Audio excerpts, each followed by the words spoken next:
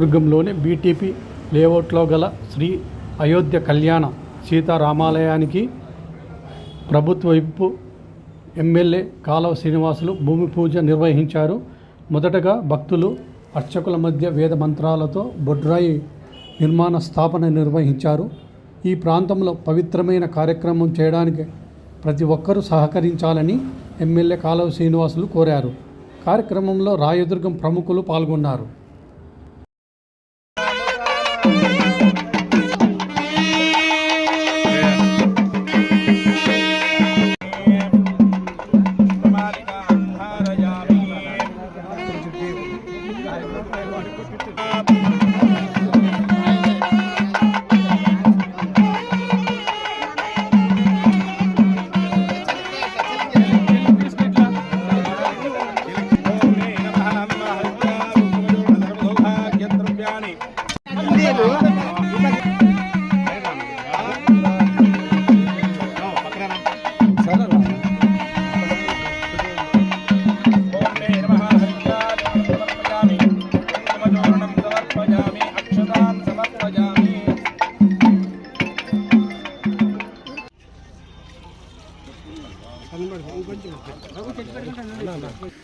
దైవ రూపంలో ఉన్న మానవుడు లేదా మానవ రూపంలో ఉన్న దైవం అని చెప్పచ్చు.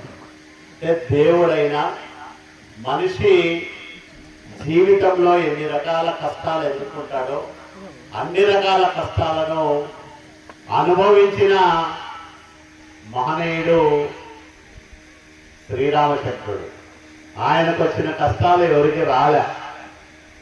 ఆయనకు వచ్చిన కష్టాల్లో 10%, 15% మనట్లా వాళ్ళకి వచ్చింటే మనం వాటిని భరించలేము. అంటే అన్ని కష్టాలు వచ్చినా ధర్మాన్ని ఎక్కడా తప్పకుండా ముందుకు సాగిన మహనీయుడు మర్యాద పురుషోత్తముడు శ్రీరాముడు. అట్లాంటి రాముని ఆలయం కట్టుకుంటాము. అక్కడ వృధాగా కొంత స్థలం ఉంది.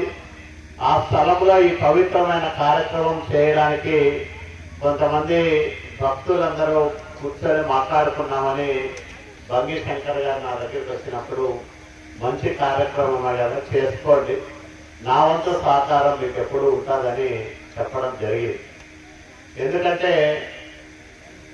సమాజంలో భక్తి భావనలను ఆధ్యాత్మిక చింతనను పెంచినప్పుడే మనుషులు మానవతా విలువలతో జీవించేదానికి అవకాశం ఉంటుంది. మహర్షి వాల్మీకి బోధనలు ఉధృతంగా ప్రచారం చేయమని నేను ఎప్పుడూ చెప్తా ఉంటాను. ఎందుకంటే ఆయన చెప్పినది మంచి సమాజము నిర్మాణం కావాలి, మనుషులందరూ కూడా నైతిక విలువలతో బతకాలని ప్రగాఢంగా కోరుకున్న మహర్షి వాల్మీకి. రాముడి జీవితాన్ని మనందరికీ పరిచయం చేసి సీతమ్మ తల్లి త్యాగాల్ని మహిళలందరికీ కూడా ఆదర్శవంతంగా నిలిపి రాజ్యం అంటే రామరాజ్యం అని, అన్నదమ్ముల మధ్య ఉండాల్సిన బంధం రామలక్ష్మణుని చూసి నేర్చుకోమంటారు. భార్యాభర్తల సంబంధం సీతారాములను చూసి నేర్చుకోమంటారు. రాజు ప్రజలకు మధ్య ఉండే అనుబంధం రామరాజ్యంలో రాముడిని చూసి రాజ్యపాలన చేయమంటారు. ఇట్లా ప్రతి దానికి శ్రీరాముడు ఉదాహరణ, రామాయణం ఉదాహరణ. రాముడు చుట్టూ ఉన్న కుటుంబ సభ్యులు, భార్య కానీ సోదరులు కానీ, ఆయన నడుచుకున్న విధానం కానీ ఒక ఉదాత్తమైన జీవన విధానం. దాన్ని మనం అందరూ కూడా అనుసరించాలని చెప్తాడు మహర్షి వాల్మీకి. అలాంటి రామాలయ నిర్మాణానికి మిత్రులందరూ కూడా పూనుకోవడం చాలా సంతోషకరమైన విషయం. మామూలుగా ఒక మంచి కార్యక్రమం చేసేటప్పుడు పూలు పడతాయి, రాళ్ళు పడతా ఉంటాయి. అవన్నీ కూడా పట్టించుకోకూడదు. మన పని మంచిదైనప్పుడు మన ఆలోచనలో మంచితనం ఉన్నప్పుడు ఇతరుల గురించి పట్టించుకోకూడదు. కానీ ఒక పవిత్రమైన కార్యక్రమం చేసేటప్పుడు అందరూ సహకరించాల్సిన బాధ్యత ప్రతి ఒక్కరిపైన ఉందని మాత్రమే నేను గుర్తు చేయదలుచుకున్నా. నేను రాయదుర్గం ఎమ్మెల్యేగా ఉన్నప్పుడు గతంలో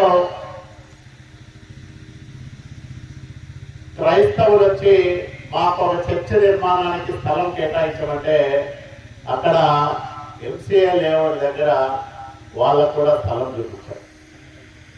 కన్యాకల్ రోడ్డు ఇక్కడ ఒక ఉర్దూ ఆశ్రమ పాఠశాల కట్టాలని నిర్ణయం చేసుకున్నాం.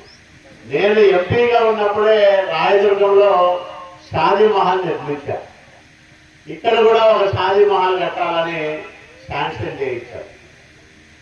ఆలయాలు, మసీదులు, చర్చిలు ఇవన్నీ కూడా మనిషిని బాగా బతకమని, నైతిక విలువలతో బతకమని, 10 మందికి సహాయం చేయమని, 10 మంది బాధల్లో నువ్వు కూడా భాగస్వామి కావాలని, ఎవరైనా ఇతరులు అవస్థలు పడతా అంటే వాటిని ఇతర మతాలను గౌరవించాలి. ఇదే భారతదేశంలో ఉన్న లౌకిక విధానం